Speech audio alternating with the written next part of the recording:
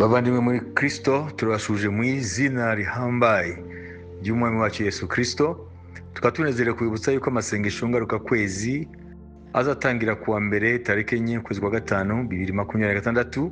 Ayo masengesho azibanda kuri umutwe uvuga uti ukwizera hageze yuko gukoreshwa muri Kristo kugira ngo kwimure imisozi.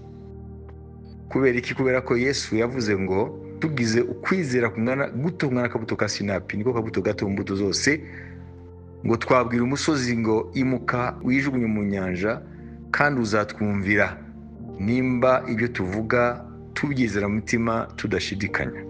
Rero iki cyumweru ngaruka kwezi cyo gusenga no kwiyiriza kije mu bihe bidasanzwe, mu bihe isi yugarijwe n'ibibazo byinshi by'ubukungu n'ibindi bitandukanye kubera intambara yo mu burasirazuba bwo hagati, kuva aho Amerika na Israel byateye Iran kugeza none munsi nta gisubizo kiraboneka. Rero nk'uko mubizi, iyo ntambara yahinduye byinshi ku isi kandi bikagira ingaruka ku bantu bayituyemo. Rero iki cyumweru ni cyumweru cyo kwibuka ko mu masengesho hari igihe cyo kubwira Imana, hari n'igihe cy'uko duhagara mu butware bwayo muri Kristo, akaba ari cyo dutegeka iyo misozi kugira ngo yimuke, imisozi y'indwara, imisozi y'ubukene, imisozi y'ibibazo bitandukanye, kuko buri musozi uba wishwemo imbaraga zo mu buryo bw'umwuka.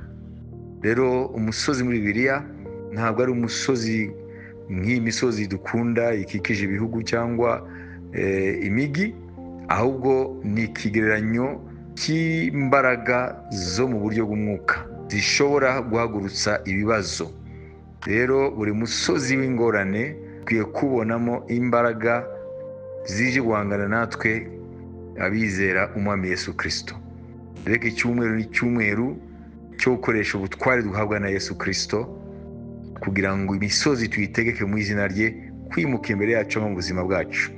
Twibuke nk'umupolisi ushinzwe umutekano wo mu muhanda, iyo abwiye ngo leta bariyo iza guhagarika imodoka ku mpamvu zitandukanye, urumva ko iyo modoka ntizigera ihagarara, ahubwo akwiye guhagarara mu butware ahabwa na leta kugira ngo akore umurimo we akoresheje ubutware kubw'inyungu z'uwamutumye, ni ukuvuga leta ahagarariye. Natwe rero dufite ubutware muri Yesu bwo gutegeka imisozi y'ibibazo kugira ngo yimuke mu buzima bwacu. Niyo mpamvu rero dukwiye kwiga gukoresha ubutware duhabwa na Yesu Kristo binyuze mu ijambo rye, kandi ngo kwizera Imana iduha muri Kristo ni ukwizera kwayo, kandi ukwizera kw'Imana kuravuga. Niyo mpamvu natwe kwizera kukwiye kudusunika kuvuga, tukabwira iyo misozi ngo yimuke mu izina rya Yesu. Rero ni icyumweru cyiza kije mu gihe gikomeye mu buryo bw'imibereho y'ibihugu n'abatuye ibyo bihugu, ariko ni igihe cyiza cyo gukoresha ubutware duhabwa na Yesu ukabona imbaraga ze icyo zibasha gukora.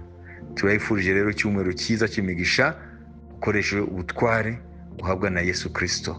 Ntuhereranywe n'ibibazo, ntwitotombe n'ibiganyire, umenye ko nimba uri muri Kristo nawe akaba ari muri wowe.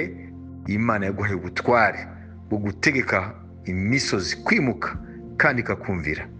Mugire imigisha y'Imana, kandi ubuntu bwa Yesu bukomeze kubana namwe, kubarinda no kubayobora no kubitwarika muri ikintu cyose. Amen.